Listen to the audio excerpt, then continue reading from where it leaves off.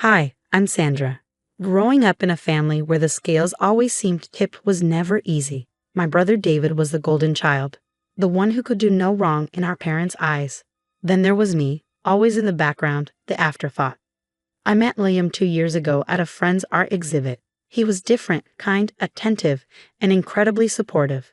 We connected instantly, bonding over our love for indie films and old books. When he proposed last spring under the blooming cherry blossoms at our favorite park, I said yes without a second thought. We were thrilled, dreaming of a small but beautiful wedding. I even had a wedding fund my parents had promised me, just like they had given David 3 times over. But everything started to fall apart one Sunday afternoon during a family dinner. David announced his third engagement, and the room filled with congratulations and toasts while I sat there, a fake smile plastered on my face. Later, when I casually mentioned my wedding plans to my parents, the room went silent. You know, Sandra, we had to use some of your wedding fund for David's ceremony, my dad said, not meeting my eyes. He needed it more, you understand, right? I felt as though I'd been punched in the gut. Use some of it? What does that mean? I managed to ask. My mom's voice was unusually sharp as she added, well, it's all gone. We thought you'd take longer to find someone, given your history. David needed it. Just like that, it was gone. I could barely keep the tremor out of my voice. You promised me. You promised that the money was for my wedding. How could you decide on your own to give it all to David? It was necessary, Sandra. Your brother has gone through a lot with his divorces. He needed a fresh start, a proper wedding to set things right. My dad explained, as if it made perfect sense to erase my dreams for David yet again. And what about me? Don't I deserve a fresh start too? I stood up, my chair scraping loudly against the floor. I've been planning and saving with Liam, counting on that fund. My mom's response was cold, dismissive. You should have been more proactive about your relationships, Sandra. We made a decision based on necessity. I left the dinner early, my heart racing and my mind reeling. Liam was waiting for me at home, and seeing his face was the only thing that felt right. That night, I broke down. We talked for hours and decided that we wouldn't let this destroy our plans. We'll have our wedding, Sandra, no matter what. Liam reassured me, holding me close. We downsized everything, chose a smaller venue, cut down the guest list, and made homemade decorations. It wasn't the wedding I had imagined, but it would be ours, filled with love, not the weight of betrayal. That night, as I lay beside Liam, a sense of resolve settled over me. My parents had made their choice, and now I was making mine. They would not dictate my happiness. This was the beginning of my new life with Liam, free from favoritism and unfair compromises. The anger and hurt boiled inside me for days after discovering their betrayal. I needed answers, so I arranged to meet my parents for coffee one chilly morning. The air was as tense and cold as my nerves. As soon as we sat down, I couldn't hold back. Why did you do it? Why did you give David my wedding fund without even discussing it with me? My dad sighed, rubbing his forehead. We thought we were making the right choice. David's situation was urgent. He needed to settle down after everything he's been through. And what about me? What about my wedding? My voice broke, the hurt evident. My mom looked around nervously, her voice low. Your brother needed more support, Sandra. You've always been the strong one. So that's it. You decide on my behalf because I'm strong. You spend my wedding fund as if it's nothing. The disbelief and hurt mixed into a bitter cocktail of emotions. We didn't think you'd be getting married so soon, my dad added, trying to justify their decision. Honestly, we thought you might back out, considering your past relationships. That's not your decision to make. It was my fund, promised to me. How could you gamble my dreams away on David's third attempt at marriage? I couldn't hide the scorn in my voice. The conversation grew heated as they piled on justifications, each one striking a nerve. They talked about family obligations and supporting each other, but all I heard was their clear preference for David. Finally, I stood up, my chair scraping loudly. This isn't just about money. It's about trust, about respect. You've shown where your priorities lie, and sadly, it's not with me. Leaving the cafe, I felt both liberated and sorrowful. The confrontation had laid everything bare. The parents I thought I knew prioritized David over me without remorse. The emotional toll was heavy, and I spent nights ruminating over every word exchanged. It was clear they saw David as the one who needed protection, while I was just expected to cope and move on. always the resilient one. In the weeks that followed, Liam and I continued planning our wedding. We chose a quaint local park for the ceremony, a stark contrast to the lavish venues David had enjoyed. Our decorations were simple but beautiful, handmade with care and love. Our guest list included only those who truly cared for us. No pretenses, no forced smiles. When I sent out the invitations, I made a conscious decision not to include my parents. It hurt, but it was a necessary step to protect my own well-being. They had chosen their path, and now I was choosing mine. Planning our modest wedding became a healing process. With each decision, I reclaimed a piece of myself that had been overshadowed by my family's expectations and favoritism. Liam stood by me, his support unwavering. We were building something true and lasting, far from the shadows of betrayal. This wasn't just about creating a wedding day, but about laying the foundation for our future. A future where our choices mattered and where we were free from the weight of unfair family dynamics. Our wedding day dawned bright and beautiful, a stark contrast to the storm of emotions that had led up to it. The park was bathed in the golden glow of the morning sun, the air fresh and filled with the scent of blooming flowers. It was simple, nothing like the opulent affairs David had, but it was perfect for us. Liam and I had chosen every detail with care, from the wildflowers that lined the makeshift aisle to the gentle acoustic music that played in the background.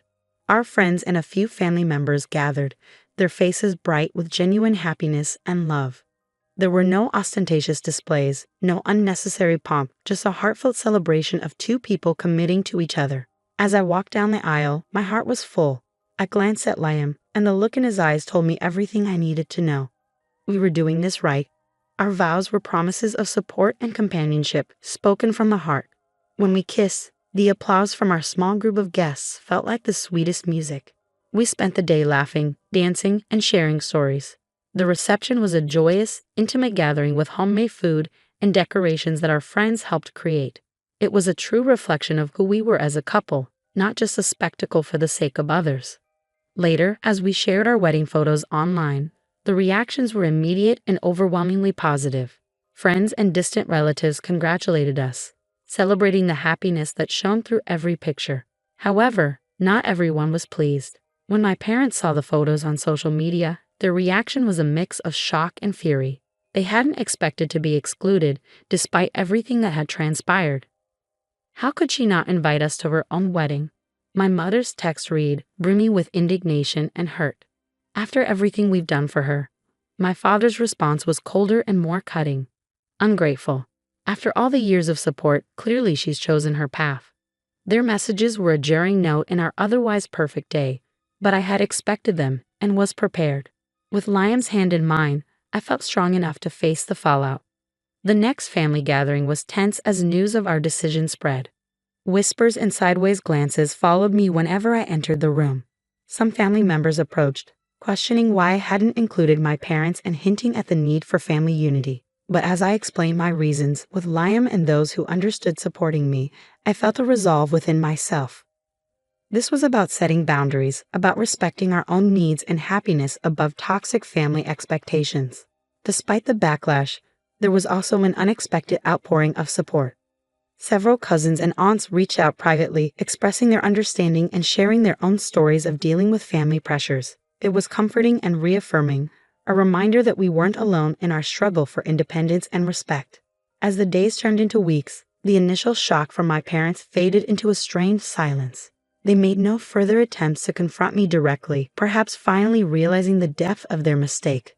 Liam and I moved forward, our bond strengthened by the trials we have faced together. Our wedding wasn't just a ceremony, it was a declaration of our commitment to live on our terms, free from the shadows and expectations that had long clouded my life.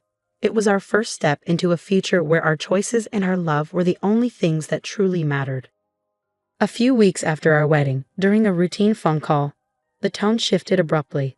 My mom's voice was strained, laced with a faint casualness. "You know, Sandra, your father and I have been thinking. It's not right what happened. We should have a proper family wedding. A big one where we can invite everyone." I paused, letting the request sink in. Mom, Liam, and I are already married.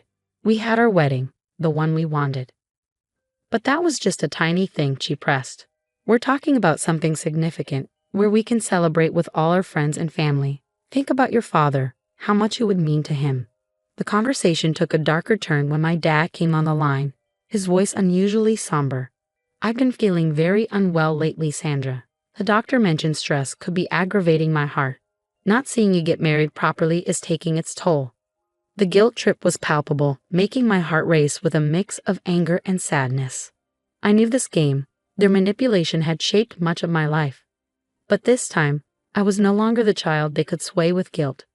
"Dad, I'm sorry you're feeling unwell, but our wedding has already happened. It was real and meaningful to us. You choosing not to support us beforehand doesn't give you the right to demand a redo now." There was a heavy pause on the line, then my mother's voice, sharper this time. "You're being very selfish, Sandra. After all we've done for you, this is how you repay us? By embarrassing us in front of our friends?" The old me might have caved, apologized, and tried to mend things, but I had grown, fortified by Liam's love and the support of true friends. "No, Mom, what's embarrassing is using your daughter's wedding fund for your son's third marriage without a second thought.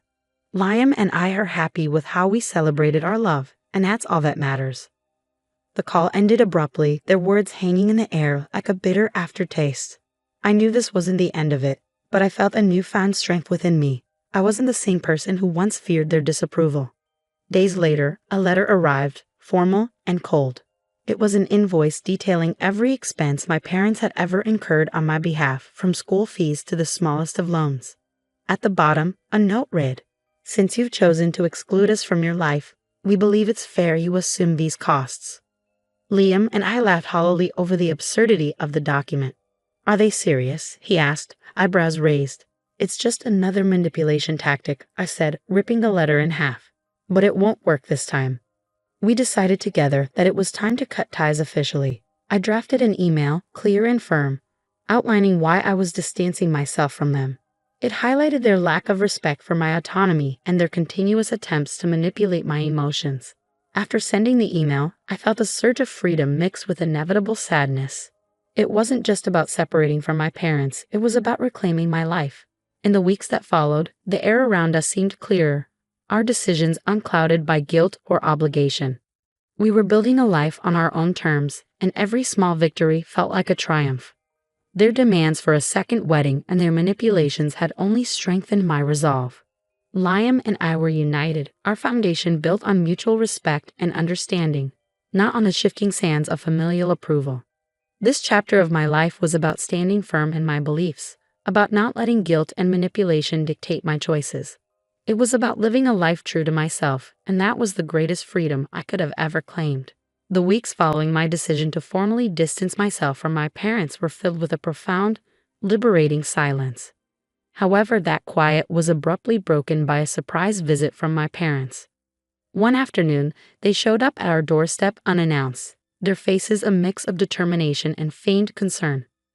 "Sandra, we need to talk," my mom said, stepping forward as if to embrace me. I held up my hand, stopping her mid-stride. "There's nothing left to discuss," I replied firmly. "You received my email. I meant every word." My dad's expression hardened. "We're still your parents, Sandra. You can't just cut us out like we mean nothing.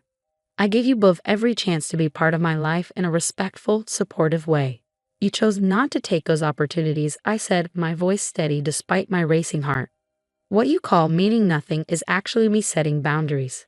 They attempted to argue, to plead their case, but I was resolute. Liam and I deserve to live in peace without manipulation and guilt-tripping. This is my final decision. The confrontation reached its peak with a clarity that felt almost surreal. "Mom, Dad, I wish things were different, but they aren't. Please respect my wishes and do not contact me again." I stated the finality in my voice, mirroring the closure I sought. After a few moments of tense silence, they left, and with their departure, I felt a weight lift. I blocked their numbers, their emails, and all social media connections. It was a drastic step, but a necessary one that marked the beginning of a truly independent life. In the months that followed, Liam and I thrived. We decorated our small apartment, celebrated each other's successes, and supported one another through challenges. Life without the constant stress of familial expectations was lighter, more joyful. We often spent evenings talking about our dreams and the future we were building together. Each conversation, each plan we made, was a stitch in the new fabric of our life, one untainted by the shadows of the past. One evening, as we sat watching the sunset from our balcony, Liam took my hand. "Do you ever regret it, cutting ties?" he asked gently. I squeezed his hand, my heart full of peace. "No, because it led us here, to this moment, to a life where we are respected and loved for who we are, not for what we can give." Reflecting on everything, I realized the importance of choosing one's own path. It wasn't just about escaping toxicity. It was about honoring oneself, about living a life filled with genuine love and respect. I learned that sometimes the hardest decisions are the most necessary, and that true happiness often requires us to stand firm against the very forces that claim to love us the most. Liam and I planned trips, explored new hobbies, and built a community of friends who shared our values. We were no longer defined by my familial past, but by the choices we made each day. As I share this story, I hope it serves as a reminder that while family can be a source of great love and support, it should never come at the cost of our self-respect or happiness. Independence isn't just about physical distance, it's about emotional and mental freedom, the kind that allows us to be truly ourselves. Thank you for being part of my journey. Your support means the world. Remember, always choose a path that respects and uplifts you.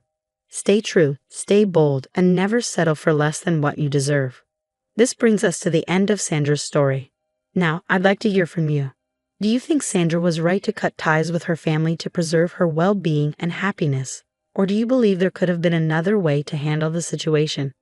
This is a tough decision, and often there's no clear right or wrong answer. Please share your thoughts and experiences in the comments below.